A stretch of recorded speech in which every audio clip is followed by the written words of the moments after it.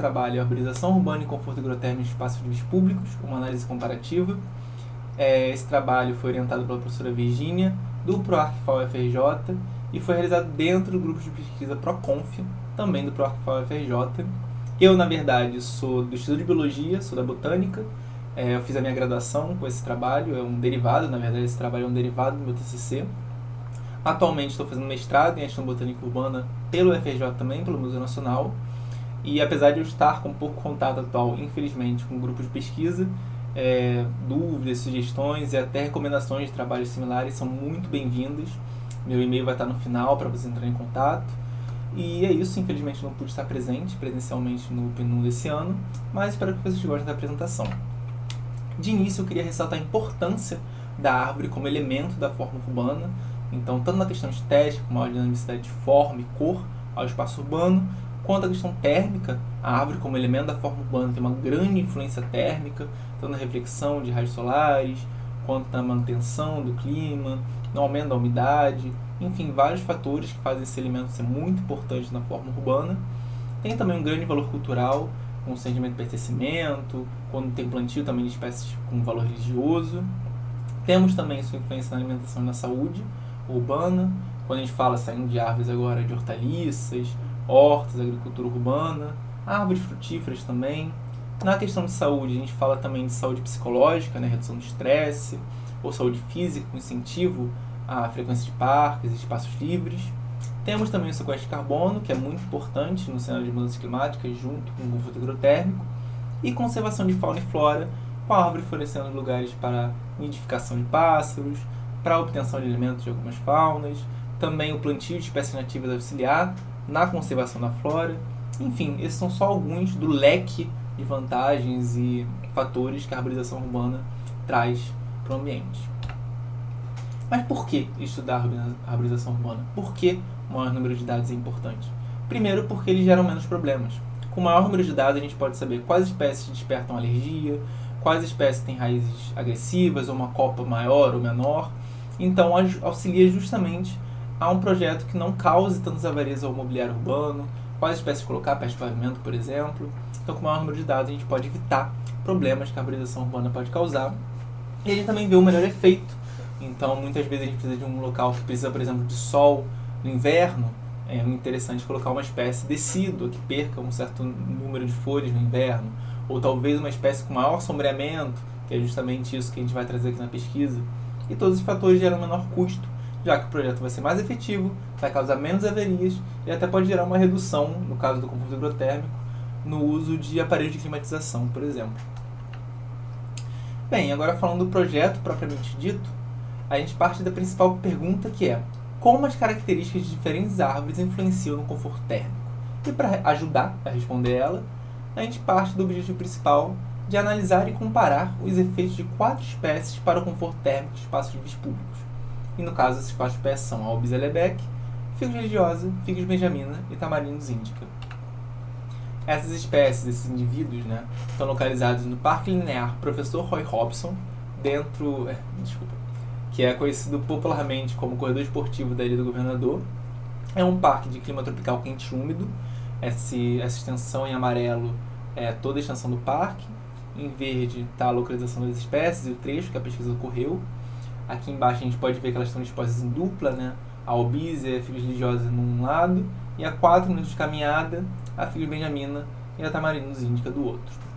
O parque está afastado 20 metros das edificações, está distante do parque por uma avenida, e as edificações têm baixo gabarito, com cerca de 3 pavimentos cada.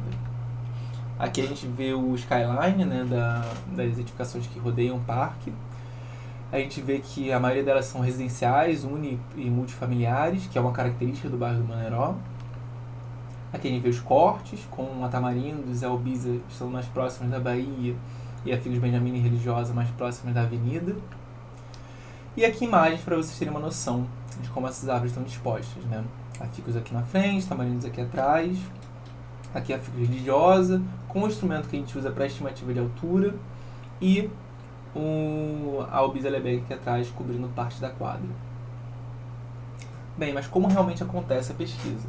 Após uma pesquisa bibliográfica, uma reunião, uma pesquisa por Google Earth do espaço, a gente parte para fotografias e estimativas da altura e diâmetro da copa, utilizando como escala aquele instrumento que eu mostrei na foto da figueira religiosa.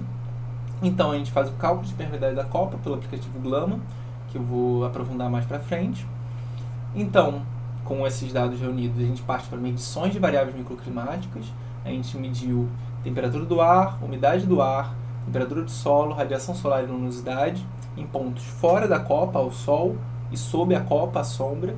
Aqui a gente vê, né, esse momento de medição com um grupo de pessoas, inclusive agradecer essas amizades minhas que ajudaram nas medições, tanto a sol e sob a copa. Tem aqui tanto amizades minhas quanto membros da pesquisa. E após essas medições, a gente parte para análise e comparação das médias dos dados. Bem, como eu falei, aqui é o Glama, né, o Gap Light Analysis Mobile App, que a gente utilizou o nosso método CPCO. O CPCO é um método desenvolvido pela pesquisa, que tem o nome de cálculo da permeabilidade de copa. E para isso o Glama é fundamental. Para ele, a gente tira uma fotografia com uma lente olho de peixe acoplada no celular sob a copa, com o celular acima da cabeça. A gente tira a fotografia de 4 seções da copa. E então a gente usa o Glama para calcular o Canopy Openness, que seria a permeabilidade daquela região da copa. E para cada seção vai ter um Canopy Openness que a gente vai tirar a média e vai ser a permeabilidade média daquela copa. Aqui a gente vê então esses valores, né, em ordem decrescente. A Figos de Benjamina teve menor permeabilidade, o que significa que foi visto menos céu, aquela copa cobre mais área do céu, enquanto a Albizia Leber foi com maior permeabilidade, então a copa cobre menos o céu. Aqui também os dados brutos, né, sem gráficos. Aqui em gráficos, para maior análise, a gente vê que a umidade do ar e a temperatura do ar foram as que tiveram menor redução. No caso da umidade teve um aumento, mas era de se esperar, né? Então as copas criam essa camada de ar mais úmido, tanto pela transpiração do solo quanto pela transpiração da própria copa. Mas em questão de efeito, né, de diferença, também foi menor do que, por exemplo, radiação solar e luminosidade, que a gente vê uma diferença tremenda entre as regiões de medição. E temperatura de superfície a gente também vê uma certa diferença. Então, em síntese, a Figos de Benjamina teve maior redução de luminosidade e temperatura de superfície, que foi associada a menor permeabilidade e maior diâmetro de copa. A Albizia teve menor redução de luminosidade e temperatura de superfície, que foi associada, ao contrário da Figos de Benjamina, a sua maior permeabilidade e menor diâmetro com maior altura, né?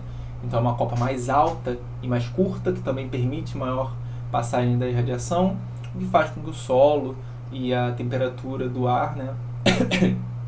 A luminosidade fique menos influenciada pela copa naquele espaço.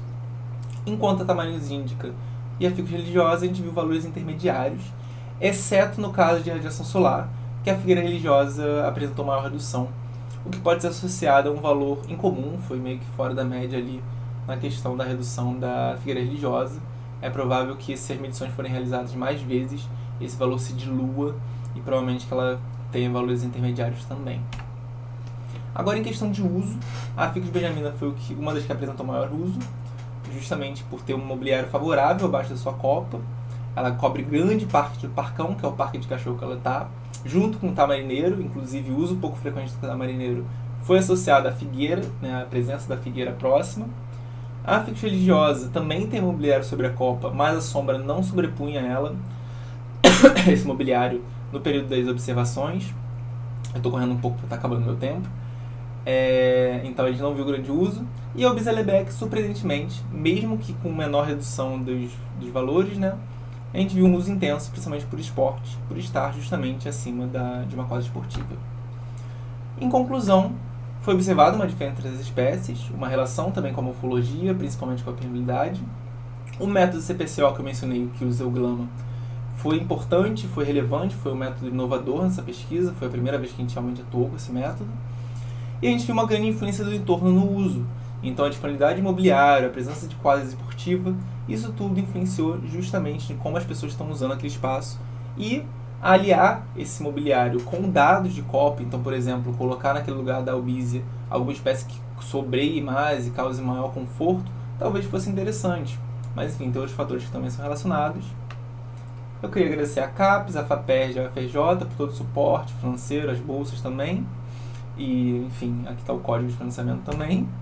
E acabou meu tempo agora, mas aqui embaixo meu e-mail para contato e minhas referências, e eu agradeço muito a todo mundo que está aqui, né, dando tempo e atenção a esse projeto. E se tiverem dúvidas, sugestões, enfim, podem entrar em contato. Agradeço a atenção.